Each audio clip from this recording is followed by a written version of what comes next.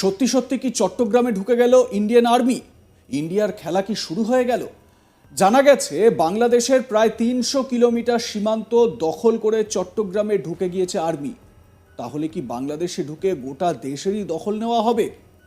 যাই হোক, মুখে না বললেও কিন্তু এই ঘটনায় বেশ চাপে পড়ে গেছে বাংলাদেশের অন্তর্বর্তী মোহাম্মদ ইউনূসের সরকার। এ নিয়ে বাংলাদেশ সেনার তরফে অবশ্য প্রকাশ্যে কোনো বিবৃতি সামনে আসেনি। তবে যে সীমান্তের কথা আমরা বলছি সেটা ভারত বাংলাদেশ সীমান্ত নয়, মিয়ানমার বাংলাদেশ সীমান্তের কথা বলছি আমরা।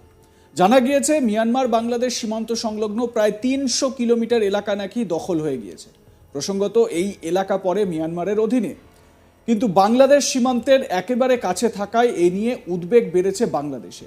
এই ৩০০ কিলোমিটার এলাকা পুরোপুরি দখল করে নেওয়ার দাবি জানিয়েছে মিয়ানমারের আরাকান আর্মি। আরাকান আর্মি দাবি করেছে মংডু শহর দখলের মধ্যে দিয়ে দীর্ঘ সীমান্ত এলাকার পুরোপুরি নিয়ন্ত্রণে নেওয়া হয়েছে। যদিও এই Arakan army border guard police ব্যাটালিয়নের সঙ্গে লড়াই চালিয়ে যাচ্ছিল। শেষ পর্যন্ত রবিবার ৮ই ডিসেম্বর আরাকান আর্মি জুন্টা বাহিনীর দখলে থাকা এই সীমান্ত এলাকা দখল করে নিয়েছে বলে খবর।